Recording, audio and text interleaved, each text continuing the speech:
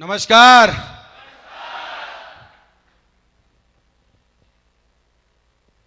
सभी लोगों को आवाज क्लियर हो रही है?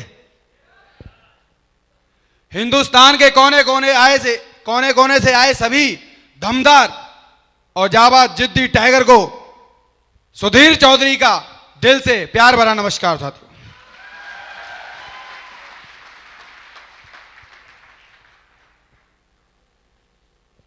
जिस स्टेज पे महागुरु जी पंकज सर दहाड़ रहे हों और उस हॉल के अंदर एक्साइटमेंट की कमी पड़ जाए, ऐसा हो ही नहीं सकता। यस और नो? साथियों, कुछ भी कहने से पहले मैं आज के दिन के लिए, इस दुनिया में मुझे लाने के लिए मैं परमपिता परमेश्वर का धन्यवाद देना चाहूंगा। उनकी निगाह मेरे ऊपर बहुत ज्यादा अच्छी थी, जो मुझे इस दुनिया में भेजा और दुनिया के अंदर, हिंदुस्तान के अंदर भेजा। अगर कहीं केन्या वेन्या में भेज दिया होता यस या नो? तो बहुत दमदार, अगर आपके हाथों में दम है तो मैं चाहूंगा कि एक दमदार वाली ताली भगवान के लिए होनी चाहिए, जिसकी निगाह मेरे ऊपर बहुत ज्यादा अच्छी थी। Thank you.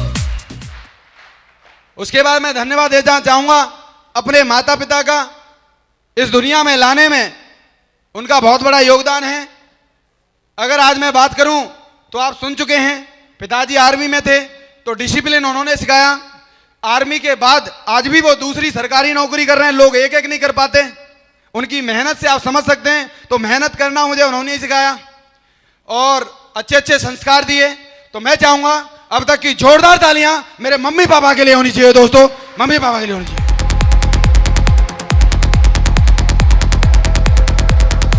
Thank you. और आज इस स्टेज पे जो मुझे सम्मान मिला है, या इस ड्रेस कोड में मैं तुम्हें स्मार्ट नजर आ रहा हूं, या दो शब्द मेरे मुख से सुनाई दे रहे हैं, तो मैं सच कहूं, अगर मेरी जिंदगी से उस चीज को हटा दिया जाए तो मैं कुछ भी नहीं हूं। और उस चीज का नाम है, मैं चाहूंगा एक जोरदार तालियां अब हमारी नंबर 1, हिंदुस्तान की नंबर 1 कंपनी सेफ शॉप के लिए होना चाहिए। दोस्तों, सेफ शॉप के लिए होना चाहिए।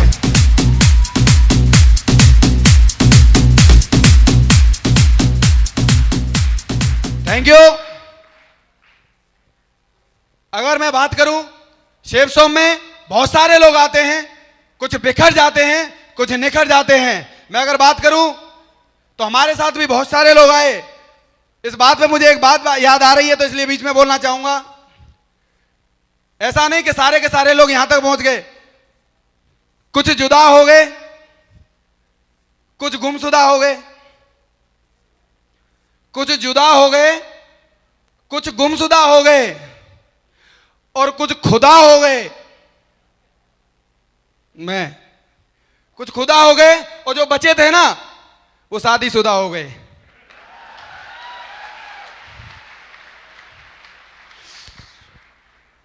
लेकिन जो जुनूनी थे, जो जिद्दी थे, जो दमदार थे, वो एक एक स्टेज पे आते चले गए, सम्मान लेते चले गए और आप लोग उन पे फिदा हो गए।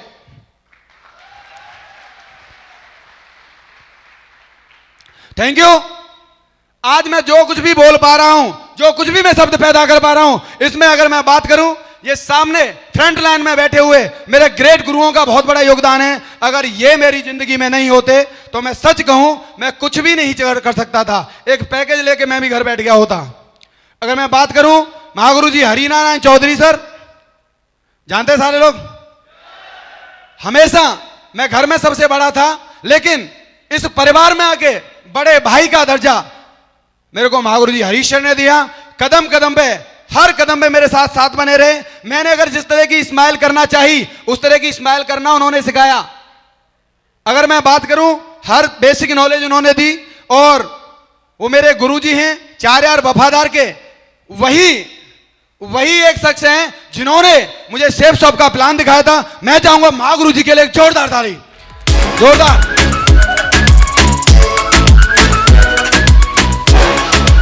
Thank you. जब मैं आगे बढ़ा, मेरी FIM हुई।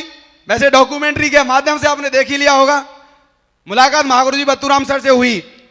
मैं कहूं 4 यार वफादार में जैसे देवताओं के बीच में देवों के देव महादेव हैं, वैसे ही 4 यार वफादार के बीच में महागुरु जी बत्तूराम सर हैं। Thank you. मैं कहूंगा कि जैसे शरीर के अंदर शरीर को सीधा रखने के लिए रीढ़ की हड्डी होती है, वैसे ही 4 यार वफादार के लिए रीढ़ की हड्डी का काम किया किसी ने, तो वो नाम है बत्तूराम सर। मैं चाहूंगा जोरदार ताली सर के लिए, जोरदार।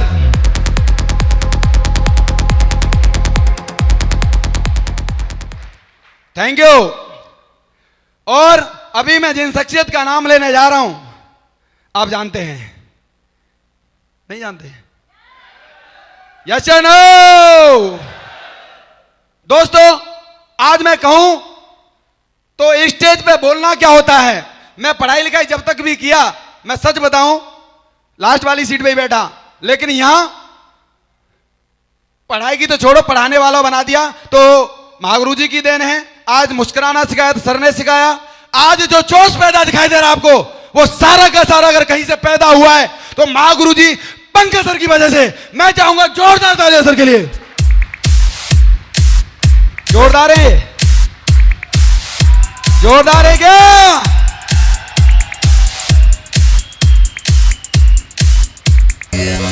Thank you. सारे हनुमान जी बैठे, याद दिलाना पड़ता है। यस या नो? और दोस्तों, अगर इसी कड़ी में बात करूं, मैं आगे बाद में बढ़ूंगा। क्यों?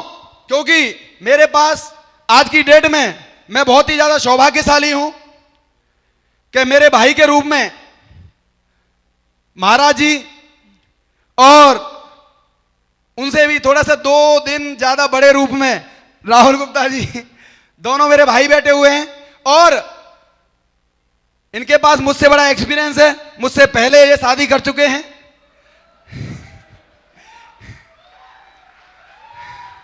Thank you. अगर मैं बात करूं तो महाराज सर ने जरूर जश्न मनाया है, लेकिन कुछ मस्ती में कमी राहुल गुप्ता जी के फिर भी रह गई है। अभी इन्होंने अपनी फीलिंग के साथ ही शादी की है। और सच कहूं तो इन्होंने मुझे जिद दी काम करने की, और मुझे एक ही चीज लगती थी कि यार मार्केट में जाके, फील्ड में जाके, अगर ये लोग कौन, आप सुन चुके होंगे, मोबाइल रिपेयरिंग करते थे। मैं कहूं स्टूडेंट ही थे, कोई गवर्नमेंट जॉब नहीं थी। और अगर ये लोग कहते हैं कि अगर आदमी के पास खुद का काम हो तो बहुत ज्यादा बिजी होता है, यानी कि उसका टाइम फिक्स रहता है, सुबह 7 बजे से लेकर रात के 11 बजे तक टाइम ही नहीं होता है। और इतनी बिजी लाइफ में से अगर ये टाइम निकाल निकाल के काम कर सकते हैं, तो मैं तो आरपीएफ वाला हूं, शिफ्ट वाइज ड्यूटी होती है। 8 घंटे की ड्यूटी के बाद 16 घंटे फ्री रहता हूं कि नहीं रहता हूं? यस और नो? और 16 घंटे की ड्यूटी में से 8 घंटे सो भी जाऊं तो 8 घंटे हैं या नहीं है? और अगर ये अपने टाइम को मैनेज करके अगर ये डायमंड बन सकते हैं, तो मैं भी डायमंड बन सकता हूं। यस और नो? मैं चाहूंगा, इन्होंने मुझे जिद दी तो इनके लिए एक जोरदार तालियां, दोनों के दोनों टाइगरों के लिए, दोनों को सर लोग।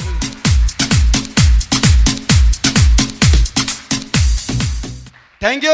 अगर मैं महाराज जी की बात करूं तो एक गाने पे डांस बहुत क्लासिक किया था, तो इन्होंने मेरे को जिद दी कि डांस करना तो थोड़ा बेस्ट और करके दिखाना। Thank you. और अगर मैं बात करूं महागुरु जी अजय सर की और महागुरु जी राकेश सर की, जब मेरे को पहली बार सर के दर्शन हुए थे, दिल्ली के अंदर मात्र 80-85 लोगों का प्रोग्राम हुआ था, और उसमें मेरी QSE की रिकॉग्निशन हुई थी। दोस्तों, सर लोगों के हाथ से QSE बना था मैं। बात समझ में आ रही है? कोई नहीं, रुक जाओ। सर लोगों के हाथ से QSE बना था, पहली बार दर्शन हुए थे, और सर ने उसमें सम्मान तो होते हुए ही थे, लेकिन ट्रेनिंग दी थी।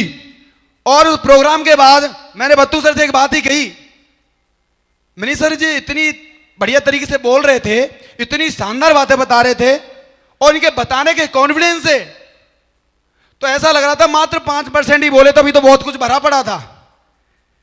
तो सर ने बोली कि हिंदुस्तान के, मैं कहूं कि नेटवर्क मार्केटिंग के अगर नंबर 1 कोई स्पीकर हैं तो उनका नाम है महागुरु जी अजय पंडित।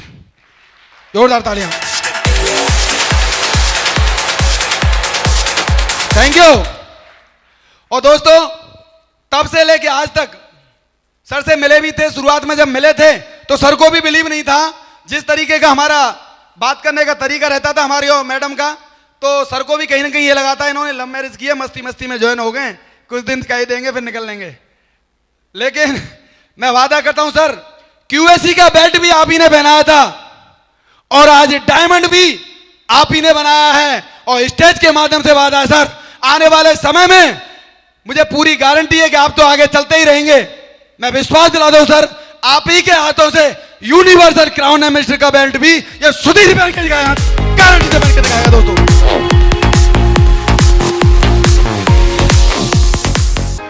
Thank you. और अगर मैं बात करूं महागुरु जी सत्येंद्र सर की, तो पहली बार मैं जब दिशा में गया और वहां जाके पता लगा, जहां मैं वीडियो के माध्यम से देखता था, सर के लाइव दर्शन हुए और वहां पे हकीकत में बताया जाता है कि सच में सचमुच का एक इंसान और उसके अंदर इंसानियत और उसका क्या पहनावा होना चाहिए, क्या किस तरीके से हाथ मिलाना चाहिए, मुस्कुराहट कितनी होनी चाहिए, बैठना किस अंदाज में चाहिए। ऐसा दिशा गए कि नहीं गए सारे लोग? जाके देखा है, महागुरु जी को सुना है। और मैं भी उस दिशा में गया था। जिस दिन दिशा में गया था, पहले दिन का सेशन अटेंड किया और बड़ा स्मार्ट लग रहा था मैं। इतनी सेल्फी ली कि उससे पहले कभी नहीं ली। अगर मैं बात करूं तो मेरा ड्रेस कोड क्या था, मैंने वर्दी वाले डीएमएस शूज पहन रखे थे, उसके ऊपर जींस पहन रखी थी, उसके ऊपर हरे कलर की चेक की शर्ट पहन रखी थी, उस पर टाई लगा रखी थी और उस पर ब्लेजर डाल रखा था। स्मार्ट था या नहीं? कुछ कह रहे हैं नहीं, कुछ कह रहे हैं यस।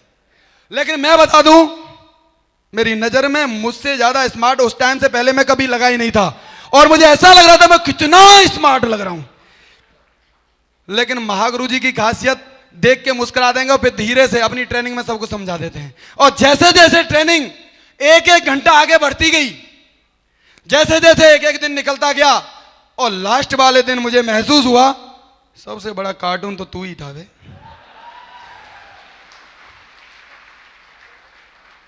Thank you. उस दिन मुझे सच्चाई पता लगी। और सच में अगर जो बंदा नहीं गया हो, अब तो कोरोना वोरोना गया, अभी दिशा आने वाली है, अगर जो नहीं गया हो, मैं विश्वास दिलाता हूं, चाहे कुछ भी क्यों ना हो, मेरी मैडम का जो डिलीवरी का टाइम चल रहा था उस टाइम में मैं तो गया था, क्योंकि विजन क्लियर कर दिया था सर लोगों ने। अगर नहीं गया हो तो जरूर जाना। और उस ट्रेनिंग के अंदर, उस वर्कशॉप के अंदर, जैसे मोटरसाइकिल को खोल के कर देते हैं ना, वैसे पूरा माइंड खोल के रख देते हैं भाई साहब कि जिंदगी इस तरीके से जीनी चाहिए। उस 4 दिन में आपको महसूस करा दिया जाएगा कि आप जो है 4 साल मेहनत कर लो, ये 4 दिन में जो जिंदगी आपने महसूस की है ना, यही जिंदगी 4 साल मेहनत के बाद में पूरी जिंदगी जीने वाले हो, पूरी जिंदगी जीने वाले हो।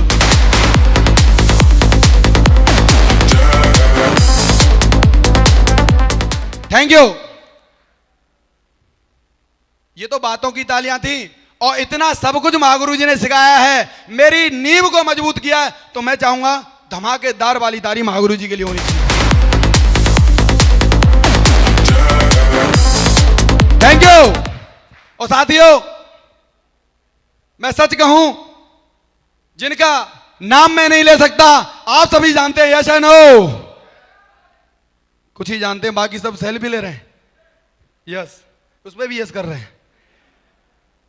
मैं एक ही बात कहूंगा, मैं सर का नाम नहीं ले सकता, जिनसे मैं प्रेरित हुआ, जिनके अगर मैं बात करूं तो व्यवहार एकदम कूल, चाहे वो 4 लाख सप्ताह का चेक बन रहा हो तो कोई फर्क नहीं पड़ा, आने दे, कोई दिक्कत नहीं, अभी तो बहुत कमाना है।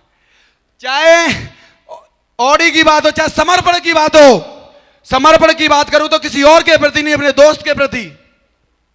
डायमंड बने तो साथ साथ, क्या आज तुम बनो कल हम बनेंगे। अगर मैं बात करूं तो क्राउन एम्बेसडर बने तो साथ साथ, ऑडी A6 लेके आए तो एक ही दिन साथ साथ।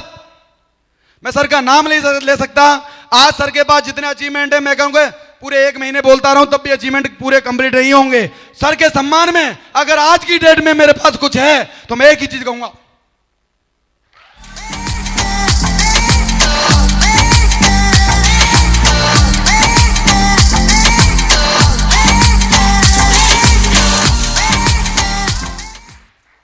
क्या तालियां बजाई थी आपने, बहुत बढ़िया।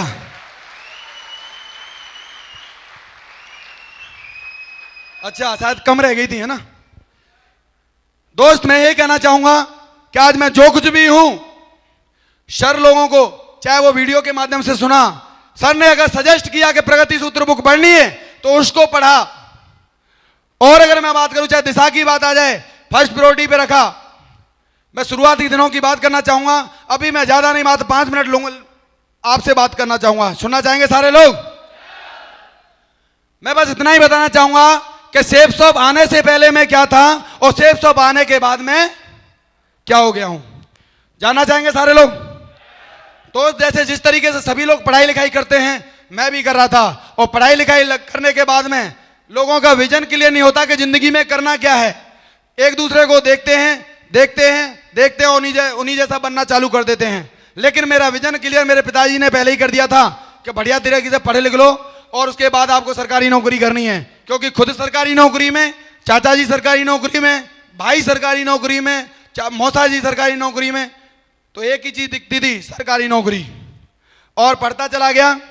आज पढ़ाई लिखाई कोशिश बहुत की पढ़ने की, लेकिन कोई ज्यादा पढ़ाई लिखाई कर नहीं पाया। जो एक बेस होता है हाई स्कूल 10वीं पास, जानते सारे लोग? 10वीं पास में करने की कोशिश कर ही रहा था, लेकिन कुछ नंबरों से फेल हो गया। अब कुछ से हो चाहे ज्यादा से हो, फेल तो फेल ही है। फिर मैंने दूसरी बार थोड़ी सी और कोशिश बढ़ाई तो मैं पास हो गया। दूसरी बार में 3rd डिवीजन पास हुआ भाई साहब।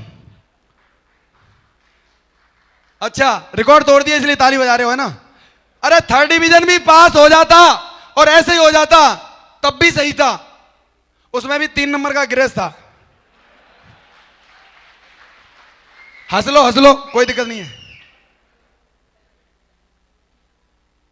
ऐसे पढ़ा लिखा व्यक्ति, अब कुछ लोगों को लग रहा होगा यार हम तो ज्यादा पढ़े लिखे, हमारा क्या होगा। अरे बस नजरिया चेंज करो कि इतने से पढ़े लिखे व्यक्ति यहां से कामयाब हो सकते हैं, तो तुम तो पढ़े लिखे हो, धुआं उठा सकते हो। यस या नो? तो साथियों, इतना सा ही पढ़ा लिखा था और इतने से पढ़े लिखे लेके क्या होता है, सरकारी नौकरी की तलाश में था और सरकारी नौकरी तलाश करने लगा तो मेरी सरकारी नौकरी लग गई आरपीएम में सरकारी नौकरी लग गई। और वहां मेरी कीमत लगाई गई कि आप कमा सकते हो 8,000 रुपया महीना। और मेरे को पहली जो पेमेंट मिली वो मिली 7,552 रुपए। वो भी पूरी नहीं थी, टीडीएस काट गई थी वो भी। उस पढ़ाई लिखाई पे मेरी कीमत लगाई गई कितनी? 8,000 रुपया महीना।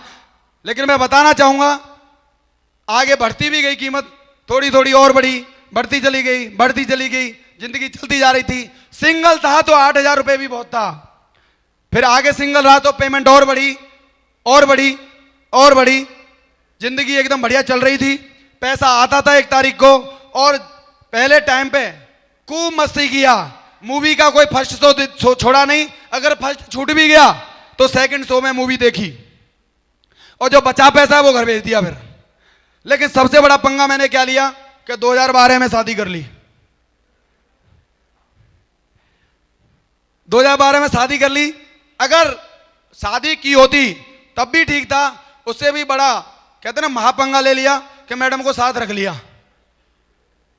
बात समझ में आ रही है?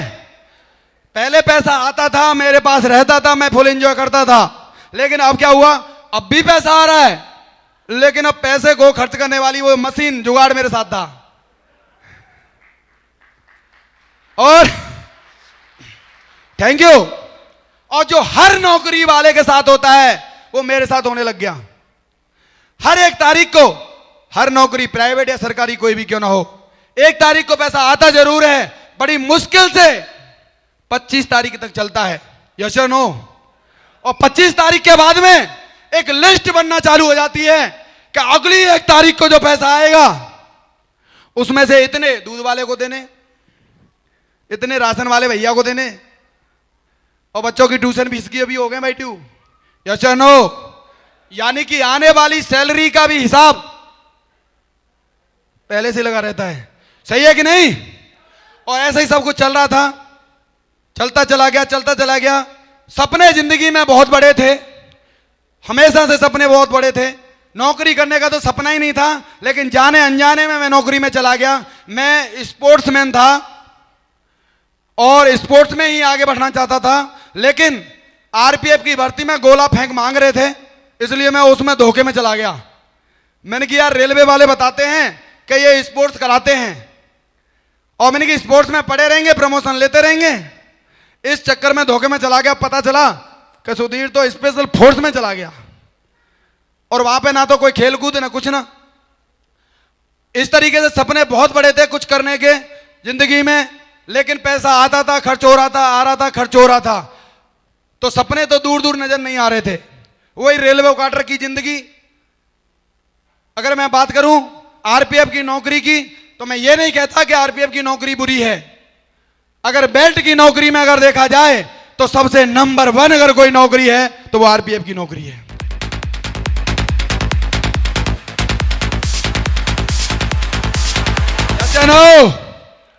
यस नो, बहुत सारे आरपीएफ वाले होंगे यहां। अगर बेल्ट की नौकरी में देखा जाए तो आरपीएफ की नौकरी नंबर 1 है, लेकिन बात तो सपने पूरे होने की आ रही थी, आरामदायक नौकरी की बात नहीं आ रही थी। और लखनऊ से पोस्टिंग दिल्ली आ गया, और दिल्ली आने के बाद में मैं जिम कर रहा था, और जिम करते करते शरीर थक गया था, तो मैं बाहर थोड़ी सी हवा लेने के लिए बाहर निकला। मुझे नहीं पता था कि वहां मेरा कोई इंतजार कर रहा है। तो वहां मैंने देखा 2 लोग आपस में बात कर रहे थे, जिनमें एक धर्मेंद्र भाई भी थे, और धर्मेंद्र भाई बात कर रहे थे, तो मैंने उनको छेड़ दिया। मेरी भाई क्या है, आपस में एक दूसरे की चुगली कर रहे हो, कुछ हमें भी बताओ। तो सर ने एक ही बात बोली कि अगर आपके पास आधे घंटे का समय हो तो आपको भी बताएंगे। और उस दिन की जिम खत्म की, और धर्मेंद्र भाई के साथ में मेरी की ऐसी बात है आधे घंटे की, तो चलो चलते हैं। और इन्होंने जाके ले जाके बिठा दिया मुझे महागुरुजी हरि नारायण चौधरी साहब के पास में, और उन्होंने दी मुझे सेब साहब की जानकारी। Thank you. और महागुरुजी ने जब जानकारी दी और मुझे बताया कि सुधीर जी आप यहां से कोई भी एक पैकेज लेते हो, और जिस तरीके से मैंने बताया है इस तरीके से अगर आप काम करते हो तो आप यहां से लाखों रुपया महीना कमा सकते हो, लाखों रुपया महीना कमा सकते हो। और सर बोलते जा रहे थे, हर पैकेज पे बोल रहे थे, लेकिन जैसे ही सेकंड प्लान आया, और तब भी कुछ समझ नहीं आया, लेकिन जैसे ही बताया कि आप यहां से कमा सकते हो 50 लाख रुपया। Yes no. और मैंने देखा यार 50 लाख कहां से आ गया, क्योंकि तब तक तो माइंड अपना रहता ही नहीं है प्लान के अंदर। Yes no. और मैंने देखा, दोबारा से गुणा भाग लगाया तो देखा कि 50 लाख तो पूरा है। और मैंने सर से बोला कि क्या करना पड़ेगा, बोले इसमें से कोई भी एक पैकेज लेना है, और उसके बाद में जैसे हम कहें वैसे करते चले जाना। मैंने कहा ठीक है। बहुत सारे लोगों के दिमाग में पता नहीं क्या क्या आ जाता है, लेकिन अपने दिमाग में कोई सवाल नहीं आया। एक ही बात आई, क्योंकि सर ने बोला था आप आज शुरुआत करते हो तो कल कोई भी शुरुआत करेगा वो आपके नीचे से ज्वाइन करेगा।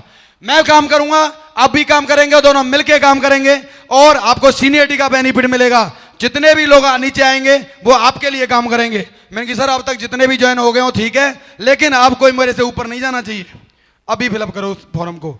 और फॉर्म फिलअप किया, दूसरे दिन एफआईएम हुई, और एफआईएम में ट्राइपॉड के बारे में बता दिया, ट्रिपल आईडी, ट्रायंगल, कौन सी भाषा समझ रहे हैं, 3 आईडी के बारे में बताया।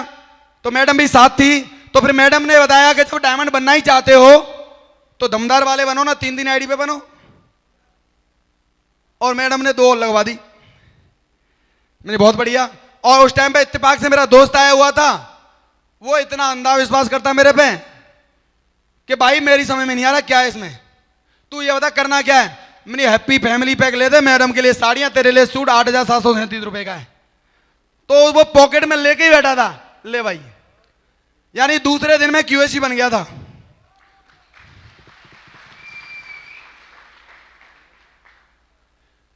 दूसरे दिन में क्यूएसी बन गया था। लेकिन उसके बाद मैंने एक चीज देखी कि जिस तरीके से ये मुझे कन्विंस करते हैं, फाइल पलटते हैं, सामने वाले को पैकेज दिखाते हैं, ज्वाइन कराते हैं, ऐसा ही होता है कि नहीं होता। मैंने बोला इसमें क्या है, इसे तो मैं भी कर लूंगा। इसको तो मैं भी कर लूंगा।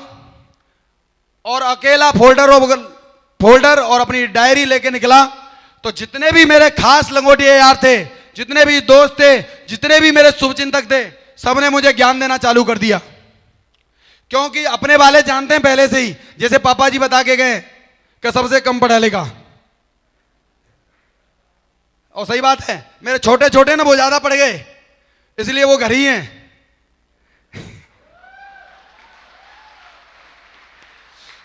Thank you. तो हमारे वाले, अपने वाले जो खास लंगोटिया यार होते हैं, वो हमारे बारे में ज्यादा जानते हैं। यस या नो? तो मुझे बोलते थे, अरे तू कहां फंस गया, ऐसी कंपनियां चलती नहीं है, कितनी आई और कितनी गई, ये चैन सिस्टम होता है। और किसी ने तो सीधा बोला, ये कंपनियां ना दुबई भाग जाते हैं, दुबई। मैंने यार ये बड़ा एक्सपर्ट आदमी है, इसको तो ये भी पता है कहां भाग जाती हैं। यस या नो? आपको मिलते हैं ऐसे लोग? कितने लोगों को मिलते हैं? मुझे मिले थे तो मैं यहां हूं। अगर आपको मिले हैं तो अगले आने वाले समय में आपका स्टेज है, ये आपका स्टेज है दोस्तों, आपका स्टेज है।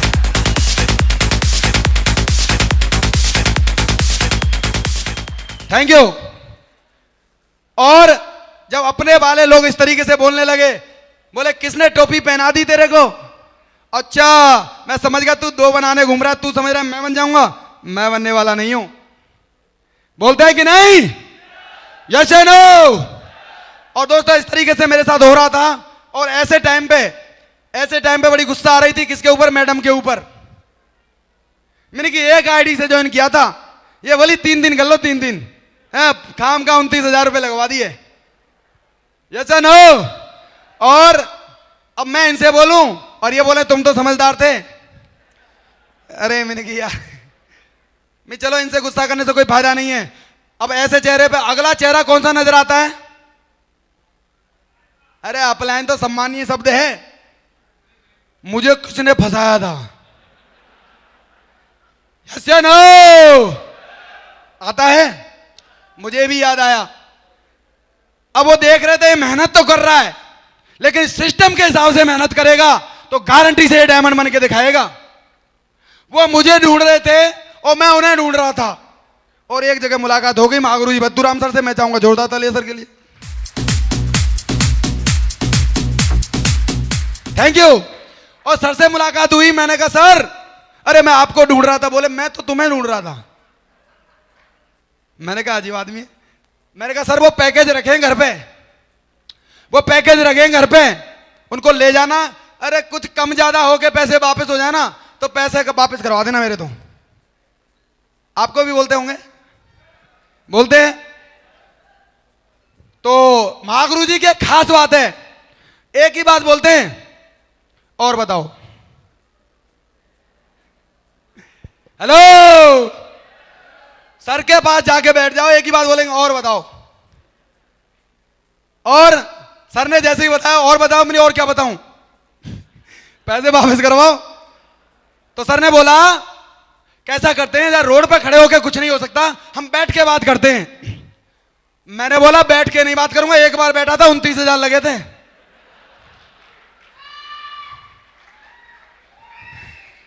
यस या नो? तो मैडम साथ में थी, बोली ऐसा है पैसे तो मैं ही दूंगी, 1 रुपया नहीं दूंगी, चलो बैठ के बात कर लो। तो सर ने बोला कि टाइगर साहब एक बात बताओ, मैंने ये कहा था जैसे हम कहते हैं वैसा करते चले जाओ, आपकी जिंदगी जरूर बदल जाएगी।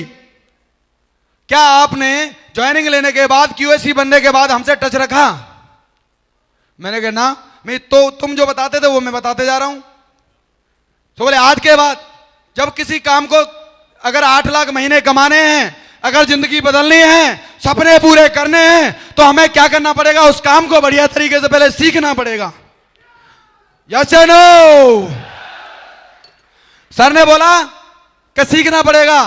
तो मैंने एक ही बात बोली, इसमें क्या सीखना है? मेरा दिमाग काम करना चालू हुआ, मैं इसमें क्या सीखना है? तुम फोल्डर खोल के दिखाते हो, मैं भी फोल्डर खोल के दिखाता हूं, इसमें सीखने वाली कौन सी बात है? तो बोले ऐसा करो 2-3 महीने और घूम लो। मैंने कहा सर गारंटी से आज मैं लिख के देता हूं, आप जैसा कहोगे सुधीर वैसा ही करेगा। और थैंक यू, अभी तो कुछ किया थोड़ी है।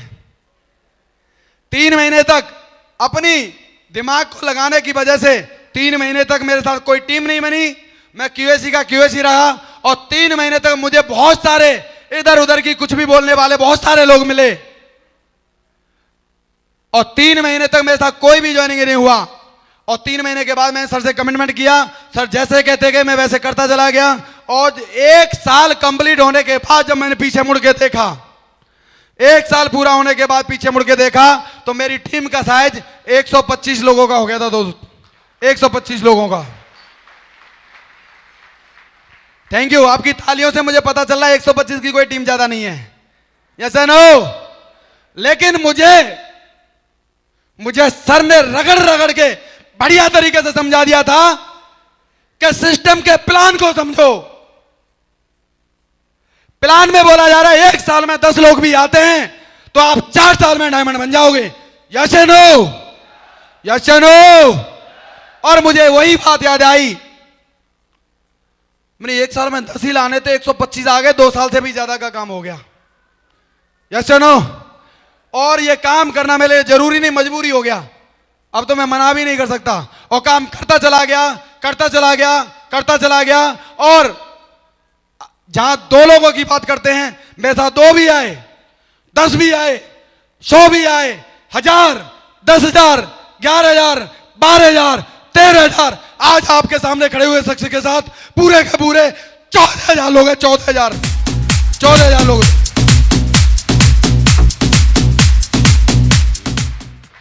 Thank you. आज हिंदुस्तान के बहुत सारे शहरों में अपना जो परिवार है वो काम कर रहा है, बस किस बात की वजह से, सर ने जैसे बोला वैसे करता चला गया, अपना दिमाग नहीं लगाया, अपना दिमाग न लगाने की वजह से और किसी एक शख्स की बात को मानने की वजह से अगर आपका काम चलने की बजाय दौड़ता हो तो माननी चाहिए कि नहीं, माननी चाहिए कि नहीं। और बाकी नहीं मानेंगे तो फिर और घूम लेना है ना। तो दोस्त, अगर मैं बात करूं शेपसोम में आने के बाद, जहां मैं सरकारी नौकरी से सन 2007 में भर्ती हुआ था और 2007 से लेके 13 अगस्त 2020 तक 14 साल तक, मतलब 13 साल 13 महीने नौकरी को कर लिया, 13 साल 13 दिन। कोई महीना मेरी जिंदगी में ऐसा नहीं आया सरकारी नौकरी से कि जिस महीने 1 लाख रुपए पेमेंट आई हो। सरकारी नौकरी से कभी ऐसा नहीं हुआ कि जिस महीने 1 लाख रुपए महीने की इनकम आई हो। अरे 1 लाख छोड़ो, आधा लाख भी नहीं आया। आधा लाख समझ रहे, 50,000 भी नहीं आया। लेकिन मैं बताना चाहूंगा, सिस्टम में बोधा ने उस दिन विश्वास किया था, उस दिन भरोसा किया था, उस दिन एक पैकेज लेने की वजह से, उस दिन डिसीजन लेने की वजह से आज आपके सामने खड़ा हुआ लड़का हर महीने का लाखों रुपए कमाता है। दोस्तों, हर महीने लाखों रुपए कमाता है, हर महीने लाखों रुपए कमाता है।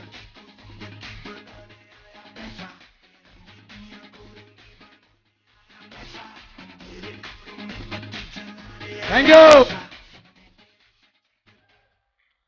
और आपके अकाउंट में लाखों रुपए आ रहे हों तो खर्च भी कर सकते हैं कि नहीं कर सकते? कर सकते हैं कि नहीं? मेरी शादी हुई थी, बहुतों की होती है, कुछ अभी इंतजार में होंगे। ब्रांड क्या चीज होती है समझ में नहीं आता था, ब्रांडेड चीजें क्या होती है मेरी समझ में नहीं आता था। लेकिन जब लाखों रुपया आने लगा और लाखों रुपया महीना, लाखों रुपया सप्ताह कमाने वाले लोगों के साथ में रहने लगा तो बताया। और शादी में पीले कलर की घड़ी मिली थी, घड़ी, पीले कलर की घड़ी हर किसी को मिलती है, मुझे क्या स्पेशल मिली थी? जैसे नो, पीले कलर की घड़ी मिलती है और हम उसे बड़े प्यार से पहनते हैं और जब तक पहनते रहेंगे जब तक पीले से सफेद ना हो जाए। यस नो, क्योंकि इसमें मैडम का प्यार भी तो छुपा रहता है। और ब्रांडेड चीजों के बारे में समझ में आया तो महागुरु जी लोगों ने बताया कि टाइगर साहब अब आप आगे बढ़ गए हो, तो आज लाखों रुपए आने की वजह से आज टाइम देने के लिए जो आपके सामने खड़ा टाइगर है, टाइगर तो तुम्हें डॉक्यूमेंट्री से ही लग गया होगा। Yes no? Rado brand, Rado 1,74,000 रुपए की घड़ी है दोस्तों, 1,74,000 रुपए। मुझे लगता है सबकी कलाई में है, इसलिए हाथ उठाई नहीं बजाने के लिए। Thank you. जहां नौकरी करता जा रहा था, रेडमी का फोन आया था, रेडमी का फोन, और मुझे 3 महीने तक सोचना पड़ा था कि फोन लूंगा तो मेरा सारा का सारा अकाउंट का जो सिस्टम है ना गड़बड़ा जाएगा, और 3 महीने तक सोचना पड़ा था लूं या ना लूं। लेकिन आज सेफ शॉप की वजह से, ग्रेट मेंटर्स के आशीर्वाद की वजह से, इन लोगों की गाइडलाइन की वजह से, जैसा कहते चले गए वैसा करता चला गया। आज मैं बता दूं, हिंदुस्तान का सबसे महंगा ब्रांड एप्पल का आईफोन 11 प्रो मैक्स 1,32,000 रुपए में आप लोगों से होती है। हेलो हेलो, 1,32,000 की पड़ती है साहब। और अगर मैं बात करूं तो जहां कभी अकाउंट में सरकारी नौकरी से 1,00,000 रुपया इकट्ठा नहीं हुआ, वहां पे 1,74,000 ये, 1,32,000 ये, आज 3,00,000 रुपए में सुधीर का बैलेंस बनता है दोनों हाथों का। 3,00,000 रुपए में बैलेंस बनता है साहब। किसकी वजह से? सेफ शॉप की वजह से, सेफ शॉप की वजह से। Thank you. जहां सरकारी नौकरी से मैंने कभी नैनो गाड़ी की भी नहीं सोच पाया, जहां मैं नैनो की तो छोड़ो सेकंड हैंड के बारे में सोचता था कि यार कोई बात नहीं, धो पहुंच के बढ़िया रखा करेंगे, सेकंड हैंड का भी जुगाड़ नहीं हुआ। वही दहेज मार का अपाची चल रही थी। हेलो, लेकिन मैं बता दूं, जब मैंने इस बिजनेस को स्टार्ट किया तो सबसे पहली गाड़ी दिखाई दी तो स्विफ्ट डिजायर दिखाई दी। कोई कार जाती थी तो हमें ये लगता था यार इसकी क्या जिंदगी है, इसके पास है कार और हम है बेकार। अरे बिना कार बेकार ही तो हुआ। Yes no? और उस दिन मैंने सेफ शॉप ज्वाइन कर चुका था, पहली गाड़ी देखी तो महागुरु जी हरी सर साथ में थे, और महागुरु जी पंकज सर ने भी डिसीजन ले रखा था कि भाई स्विफ्ट वीडीआई लेंगे, वीडीआई। तो हमने भी उंगली कर दी, जब इनकी आएगी तो हमारी भी आ जाएगी। और भरोसा करें, सपना स्टार्ट किया तो स्विफ्ट डिजायर से चालू किया, लेकिन जब काम करने लगे, पैसा आने लगा, तो स्विफ्ट डिजायर छोटी लगने लगी। आगे और काम किया और पैसा आया, और काम किया और पैसा आया, डिसीजन चेंज हो गया। स्विफ्ट डिजायर छोटी थी, थोड़ा बड़ा सोचा तो ब्रेजा के बारे में सोचा कि ब्रेजा लेंगे। लेकिन ब्रेजा तो मेरे डिपार्टमेंट का बंदा ले आया था। अरे मैंने की सर ये क्या हो गया? तो बोले तुम उससे बड़ा करके दिखा दो। अब मैं बड़ा सोच ही रहा था तो मैंने क्रेटा के बारे में सोचा, और क्रेटा महागुरु जी हरी सर ले आए। मैंने कहा गुरु जी ये क्या कर दिया, इसको तो मैं लेने वाला था। तो सर ने एक ही बात बोली कि बाप का सीना जब चौड़ा होता है जब बेटा 2 कदम आगे करके दिखा दे। Yes no? अरे मेरी आगे बढ़ना पड़ेगा। तो आज सर से भी आगे बढ़े, और इसमें मेरा कोई वजूद नहीं था, जिद इन्होंने दी, धक्का इन्होंने लगाया, और आज आपके सामने खड़ा हुआ शख्स 22 लाख रुपए की जीप कंपास गाड़ी से चलता है दोस्तों। 22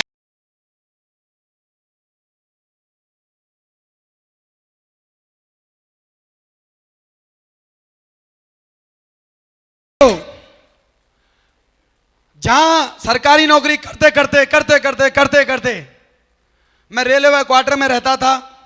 छोटे छोटी बच्चियां थी, इत्तेफाक से उसी क्वार्टर के पीछे पीपल का पेड़ भी था, और वहां पे चींटे ज्यादा थे।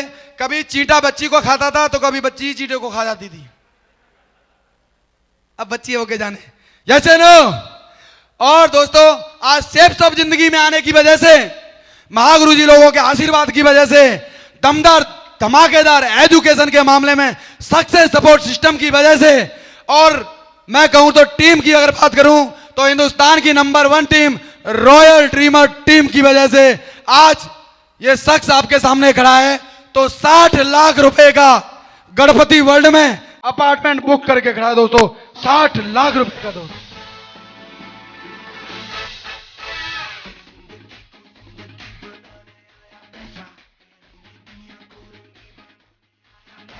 Thank you. क्या लगता है जिंदगी बदलती है? अचीवमेंट आते हैं, डायमंड बनते हैं, भरोसा हो रहा है? आपको चाहिए? कुछ ही लोगों को चाहिए। आपको चाहिए? पक्का चाहिए? जिद करनी पड़ेगी, कमिटमेंट करना पड़ेगा। कमिटमेंट के ऊपर एक बात बताना चाहूंगा, जानना चाहते हैं? मैं सेफ सब में ज्वाइन हुआ। मैं ऐसा नहीं कि सबसे फास्टेस्ट डायमंड बन गया, 5 साल लगे हैं डायमंड बनने में। हेलो, लेकिन महागुरु जी लोगों की ये बात मुझे पता थी, अरे यार 5 की 10 साल भी बन जाएं, 10 साल भी लग जाए, लेकिन डायमंड अगर बन जाते हो तो खानदान से गरीबी नाम का शब्द गायब हो जाएगा, गरीबी नाम का शब्द दूर हो जाएगा। दोस्तों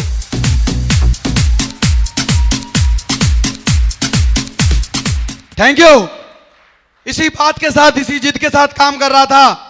मैं क्यूएसी बना, लीडर क्लब बना, सिल्वर बना, गोल्ड बना, पर्ल बना, और मैं बता दूं इस लेवल तक मेरा कोई टारगेट नहीं हुआ था।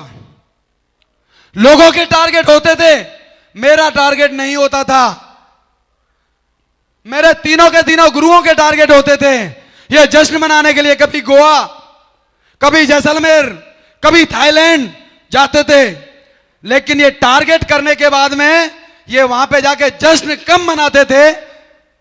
मुझे फोन करके महागुरु जी पंकज सर को मैंने बार बार देखा कि रोते जरूर थे, रोते जरूर थे। दोस्त सिर्फ मैं ही नहीं, आप भी वही शख्स हो जिनके लिए, जिनका टारगेट नहीं होता है ना, आपके भी अपलाइन को दुख होता है कि मेरा टाइगर रह गया है, मेरा टाइगर रह गया है। मैं बताना चाहता हूं कि हम ऐसी ग्रेट मेंटरशिप में काम कर रहे हैं। ऐसे हमारे जो मुखिया हैं, ऐसे हमारी ट्रेन के जो इंजन हैं, वो सिर्फ अपनी कामयाबी पे खुश नहीं होते, वो आपके लिए दुखी भी होते हैं, आपके लिए दुखी भी होते हैं।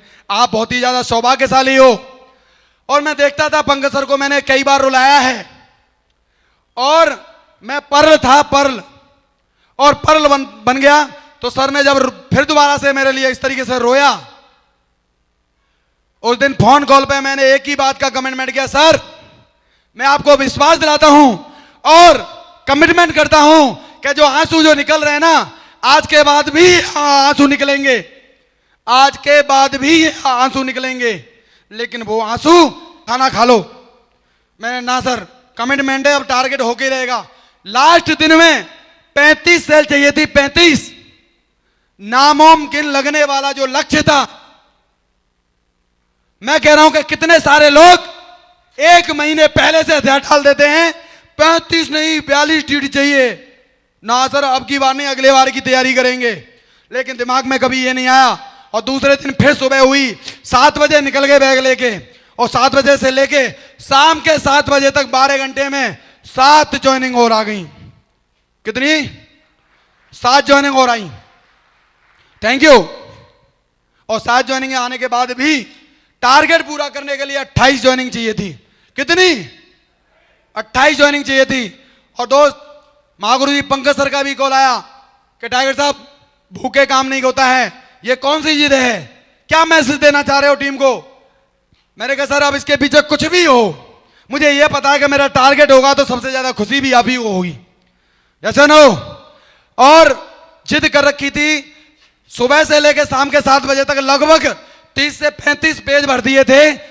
किसी को भी प्लान नहीं दिया था, जिसका भी नाम लिख रहा था तो इतनी सी बात आती थी, बंदे का नाम लिखा, 1 डीडी इसकी आ जाएगी, 1 इसकी आ जाएगी, 1 इसकी आ जाएगी, 1 इसकी आ जाएगी, 1 इसकी आ जाएगी। यानी कि महागुरु जी माधव सर बताते हैं कि आप पॉजिटिविटी का ऑरा बनाओगे तो पॉजिटिविटी का ऑरा बनेगा, अगर आप नेगेटिविटी का ऑरा बनाओगे तो ढूंढ ढूंढ के लोग आपके पास नेगेटिविटी वाले आ जाएंगे।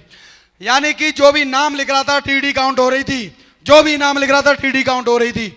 और शाम को 7 बजे के बाद मैं कश्मीरी गेट मेट्रो स्टेशन पे बैठा था, वहां से खड़ा हुआ, फिर दोबारा से लिस्ट बनाई, फिर दोबारा से कुछ ज्वाइनिंग आई, फिर दोबारा से लिस्ट बनाई, फिर दोबारा ज्वाइनिंग आई, और 11:53 पे लास्ट ज्वाइनिंग सतीश जी ने बोली, महागुरु जी की जय हो, लास्ट डीडी पेमेंट कर दी है।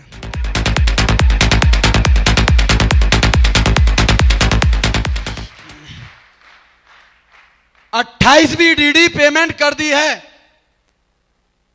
कैसा लगा होगा? और मैं तो हमेशा से जिनकी वजह से हूं, मेरा सीधा कॉल त्रिदेव के पास गया। Tridev, Brahma Vishnu Mahesh, mister Harinarayan sir, Battooram sir और पंकज सर। और जैसे ही मैंने हरि सर को कॉल किया, मैं महागुरु जी की जय हो, तो सर बोले आपके बोलने के अंदाज से मेरे को पता लग गया है कि आपका टारगेट हो गया है।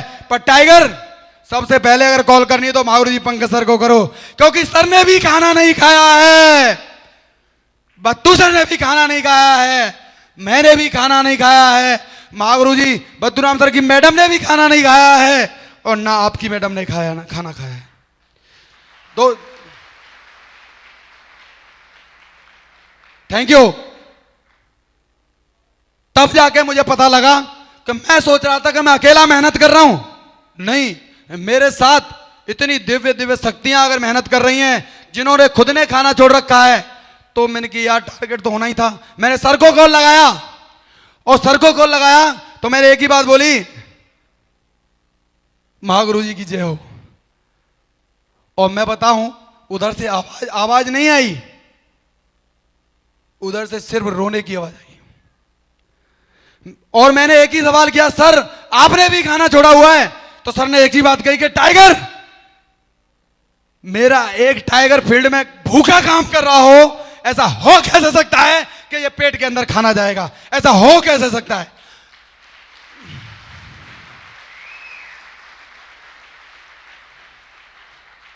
Thank you. जिद मेरी थी, टारगेट मेरा हुआ। विदेश अगर थाईलैंड घूमने जाऊंगा तो मैं जाऊंगा, लेकिन ये अजीब खुशी थी, ये एक अजीब खुशी थी। आज मैं आप लोगों को एक ही बात बताना चाहता हूं कि एक जिद के कारण कई सारे लोग भूखे मरे का मतलब भूखे रहे, और उसी जिद के कारण उसी रात को सभी ने कॉन्फ्रेंस कॉल पे रो रो के खाना खाया था। दोस्त, रो रो के खाना खाया था। आज थैंक यू। मैं इस बात से इतना बताना चाहता हूं कि आपको क्या लगता है, आप और हम बहुत ही ज्यादा सौभाग्यशाली हैं कि उस टीम का हिस्सा हैं जिनका मुखिया, जिनका इंजन अपनी कामयाबी के लिए आगे नहीं बढ़ता। आज स्टेज के माध्यम से 4 दिन हो गए महागुरु जी को दहाड़ते दहाड़ते। Yes and no, yes and no. किसके लिए? किसके लिए?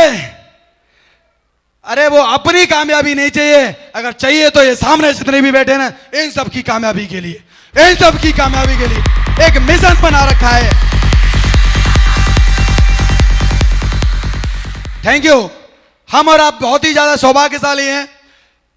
जो कुछ भी होगा आपकी जिद के साथ होगा। आप सारे लोग जिद्दी बन सकते हैं, एक जिद पाल सकते हैं। अभी भी टारगेट चालू है, क्या इस टारगेट में जिद करके दिखाएंगे? पक्का करके दिखाएंगे। अगर जितनी मुट्ठियां मेरे को दिख रही हैं, अगर इन्होंने ही अपनी अपनी मुट्ठी की कसम खा ली, तो मैं विश्वास दिलाता हूं हिंदुस्तान के अंदर नेटवर्क मार्केटिंग इंडस्ट्री के अंदर तूफान मच जाएगा, तूफान मच जाएगा दोस्तों, तूफान मच जाएगा। करके दिखाएंगे, करके दिखाएंगे, पक्का। अगर आज की डायमंड शिप से अगर आप कुछ लेके जाना चाहते हो तो आपको बहुत सारी चीजें हैं। जो व्यक्ति जो कुछ ले जाना चाहेगा, आप चाहें तो अपनी बहन के मुंह से आप भी कामयाब भाई के रूप में खुशी के आंसू निकलवा सकते हो। निकलवाएंगे, निकलवाएंगे। आप अगर ले जाना चाहें तो अपने माता पिता के चरणों में डायमंड शिप की ट्रॉफी रख सकते हो। रखना चाहेंगे? रखना चाहेंगे? आज मेरी मम्मी ने बोला मुझे इस दिन का बहुत दिन से इंतजार था, और मैं विश्वास दिलाता हूं आपकी मम्मी को भी इस दिन का इंतजार है। आपकी मम्मी को भी इस दिन का इंतजार है। यस या नो? यस या नो? और आज मुट्ठी बांध के जाओ कि मम्मी विश्वास करो, दिन कम लगे या ज्यादा करें, लेकिन डायमंड तो बन के दिखाऊंगा। बन के दिखाएंगे सारे लोग। मुट्ठी बांधते हैं तो खड़े हो जाओ एक बार सारे लोग। मेरे साथ 3 बार कमिटमेंट करके दिखाएंगे। करेंगे सारे लोग? कह सकते हैं अपनी मम्मी से, कर सकते हैं अपने पिताजी का सीना चौड़ा। करेंगे सारे लोग? तो मेरे साथ 3 बार बोलेंगे, I am a diamond, I am a diamond, I am a diamond. Wish you all the best, go diamond.